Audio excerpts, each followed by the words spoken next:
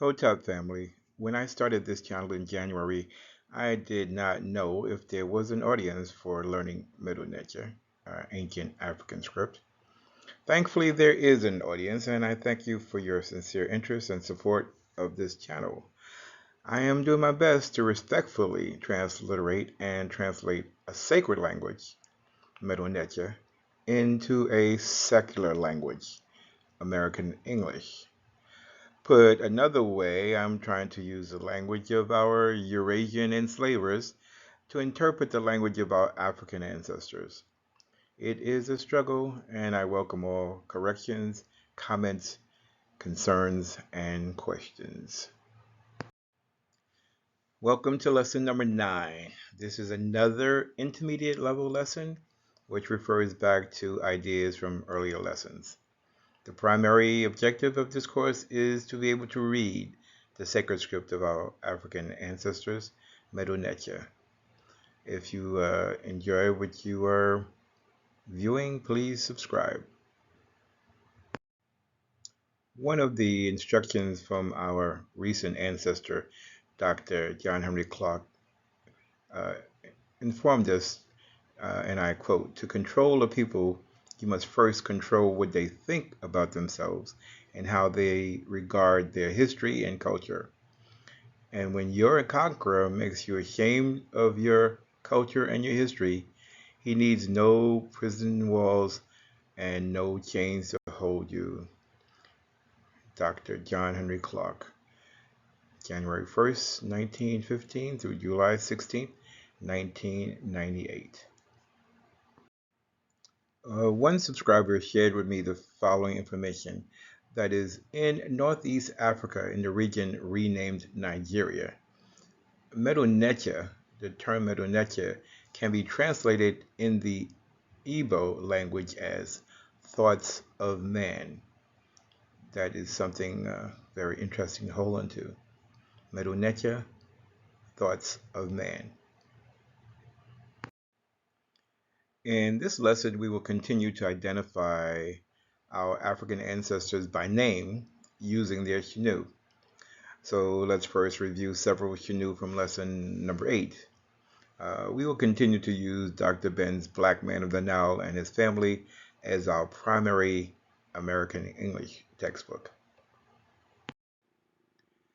Dr. Ben provides us with a list of the chief kings of the 19th dynasty who ruled for 108 years. The 19th dynasty lasted from 1340 before the Common Era through 1232 before the Common Era, 108 years.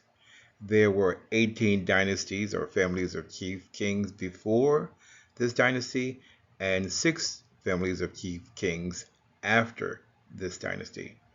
The first dynasty started around 4200 before the Common Era, and the 25th dynasty ended with the invasion of the Persians around 653 before the Common Era. Looking at this list of chief kings, we have Nasudbiti Men Pet Ra, Sarah Ramesu, also known as Ramesses I. Nasudbiti Men Ma'ad Ra, Sarah Ptah Mary Inseti, also known as Seti I, and Nasudbiti Us Ma'at Ra Setepten Ra, Sarah Ra Mesu Mary Amen, also known as Ramesses II.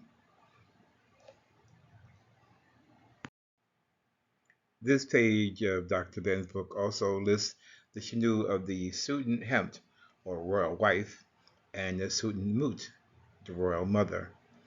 So we have Sut Hemp, Aset Nefert, and Sut Mut Tui.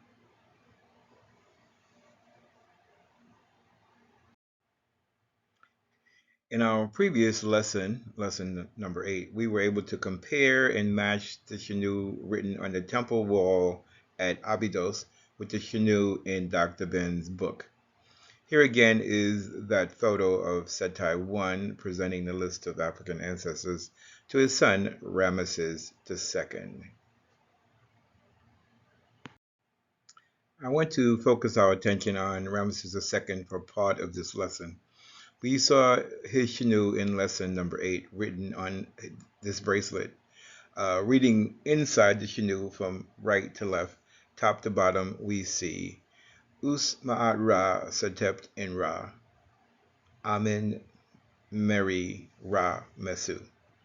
So we know that this bracelet on this wrist did indeed belong to Ramesses II. So when we see any statue or any image allegedly representing an Egyptian chief king or pharaoh, as they say, we want to be able to determine the validity of that statement. We should feel comfortable with identifying this particular statue as that of Ramesses II because we can see a significant set of sacred symbols inside the Shinu at the top right of this picture. All we see is the Ra, Sateptan Ra, but that's enough to be convincing that this is more than likely Ramesses II. Here is an aerial view of two temples built by Ramesses II, which are located at the farthest point up south along the Nile River. We explored the temple on the right in an earlier lesson. That temple is the temple that Ramesses II built for his student Imp, or royal wife, Nefertari. The temple on the left is the temple that he built for himself. You can visit this temple by bus, boat, or plane. It's about a 20-minute flight from Aswan. The area where this temple is located is called Abu Simbel. Both of these temples are carved into the sides of a mountain. A large number of temples lay submerged underwater after the damming of the Nile River in the 1960s. Additionally, tens of thousands of Nubians were displaced. UNESCO saved, quote unquote, saved these two temples by moving them to higher ground.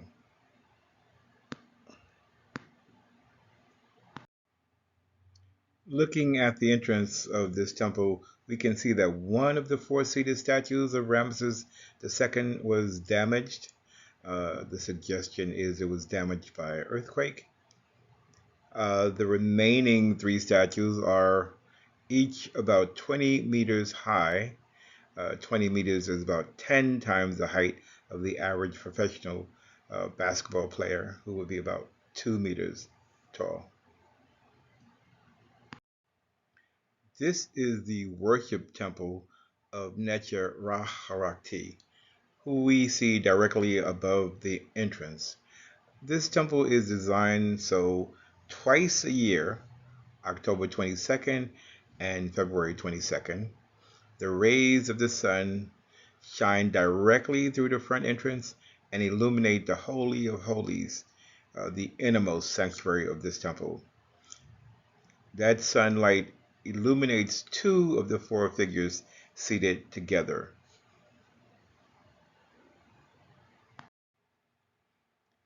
The innermost sanctuary, or the Holy of Holies, has four seated figures. From left to right is Ptah, which shows some damage to it. Next to Ptah is Amun, or often called Amen Ra. Next to Amen Ra is the Nasut Biti Urs Ma'at Ra Satept in Ra, Ramesu, or Ramesses II, and to the far right is Ra Harakti, whom the temple is dedicated to.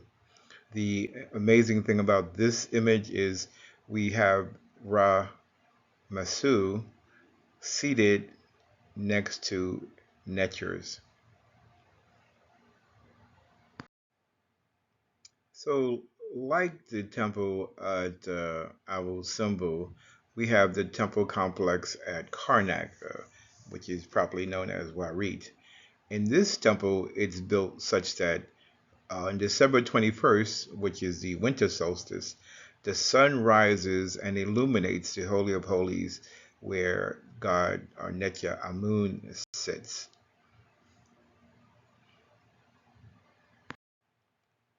Here's another image of the front entrance of the worship temple of Ra Harakti at night, which shows an interesting connection between the position of the moon and the temple.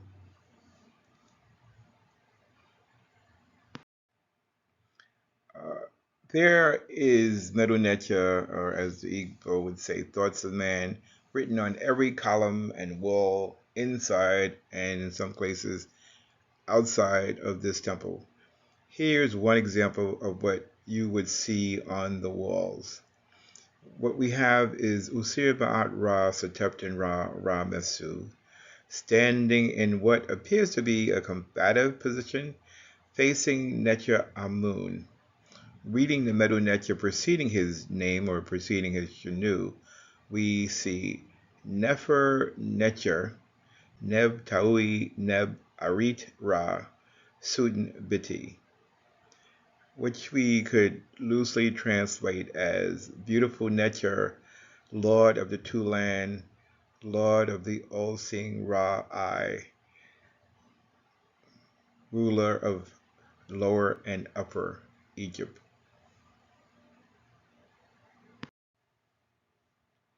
These images are carved on the north side of the entrance of the temple. It appears to indicate that Ramesses II controlled people from these six different tribes or groups to the north.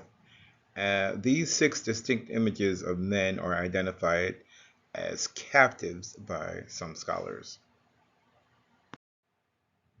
So these captives are all clearly different from one another. And since they are on the north side, they could represent those peoples that are north of the area that we call Egypt or Kemet, if we like. These images, however, on the south side of the entrance of this temple, appear to indicate that Ramesses II controlled people from these tribes or groups. These people are identified as quote unquote slaves by some of the same scholars that call the other images captives.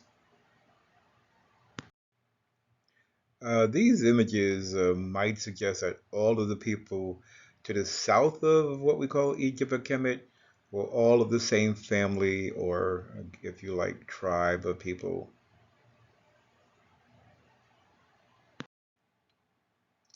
So, to summarize, what is carved on the walls of the entrance of this temple um, indicate that Ramesses II controlled people south of Kemet and people north of Kemet. But how these images are interpreted and words used to describe them definitely puts a certain color or distortion on this information. We are constantly challenged to separate truth from lies when it comes to studying African history. As Cat Williams explained in his World War III comedy special, the war is between the truth and the lie. Fortunately, our African ancestors along the Nile Valley wrote their truth in Medu Neter in stone so that it could not be erased, it could not be hidden, and it could not be destroyed. Our challenge is to be able to read their writing. So I was inspired by this posting on YouTube to try to put names to faces of these chief kings, names using their proper name as written in Medu Neter. They wrote their names in Medu Neter to identify their relationship to Neter, and they inscribed their names near their images in most cases. What we have to do is simply be able to read what's written in their Shanu. So for the remainder of this lesson, I will focus on these 8 chief kings. There are 9 images, but Mentuhotep II is represented twice at the bottom of this set of photos. Okay, we will be using Dr. Ben's black method and now and his family to match each of these chief kings with their Shanu. There are 8 chief kings listed here in the 12th dynasty who are from up south in Waset, also known as Thebes, or today called Luxor.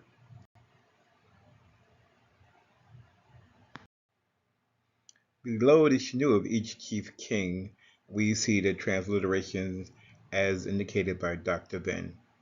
In each case, Sutan Biti is not transliterated or translated, and Dr. Ben's translations vary slightly from mine. He uses more vowels, and I tend to leave most vowels out. Also, Sarah is not transliterated, but it is translated as son of the sun. The Shanu underlined in red belong to the top 3 chief kings in the image at the right. So starting at the top row of Sutan Nu, going from left to right, we have Nasud Biti Shetep Ib Ra, Sarah Amin Imhat. And next to him we have Nasud Biti Neb Kaura, Sarah Amin Imhat. And on the far right, we have Nasubiti Ma'at and Ra, Sarah Amin Imhat.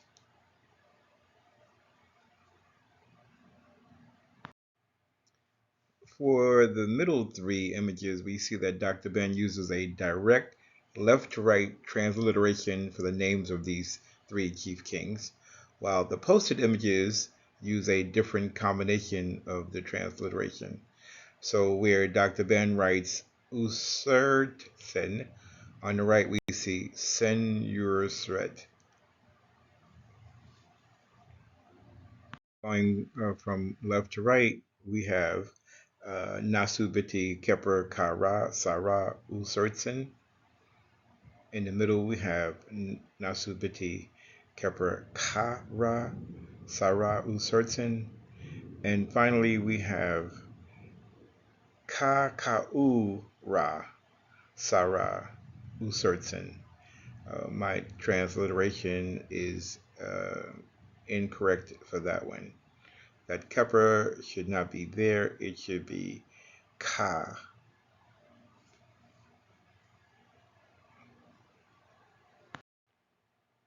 In the bottom row, we see the images of 2 different chief kings of the 11th dynasty.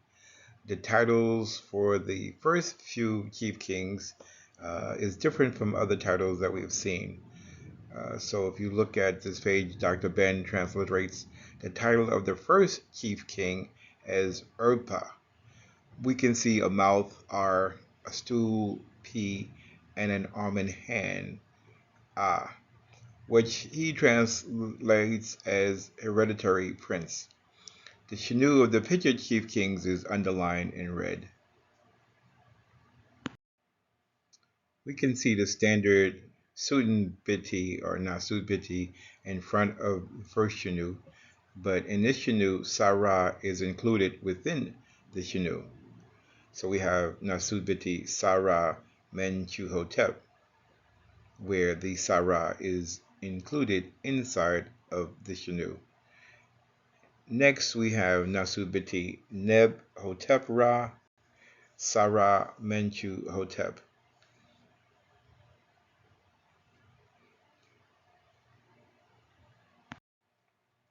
We will end this lesson with 2 chief kings of the 18th dynasty and 1 Sultan Hemp. This colossal statue is located on the first floor of the Cairo Museum, which I understand might be moved to the new and improved museum in Cairo. Uh, Before talking about that statue, here is a representation of a chief king of the 18th dynasty. He is identified under his image as King Tutmosis III, the 6th pharaoh of the 18th dynasty. Again, we want to be able to check and read and see if this complies with his actual Shanu. I found his Shanu to read Nasubiti Men Kepara Sarah Jehuti Mes. And again, we see that my transliteration slightly differ from Dr. Ben's, where I use a KH, he uses an X, he uses a lot of vowels. I tend to drop most of the vowels. Jehudi sometimes is a underlined T. I use the DJ. Again, we are translating this or transliterating this from a sacred language into a, a secular language, for lack of a better term. But returning to these two colossal statues, this one colossal image in the Cairo Museum, what is astounding about this is we see that the Nasubiti and the Sudhemp are the exact same height, which most people find fascinating. This is Nasubiti Neb Ma'at Ra, Sarah Amen Hotep Heckwurst, and his pseudonym in this case is T, often identified as Queen T.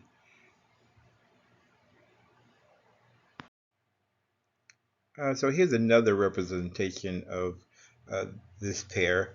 Again, on the right, we see Nasubiti Neb Ma'at Ra, Sarah Amen Hotep Heckwurst, and his royal queen or pseudonym T.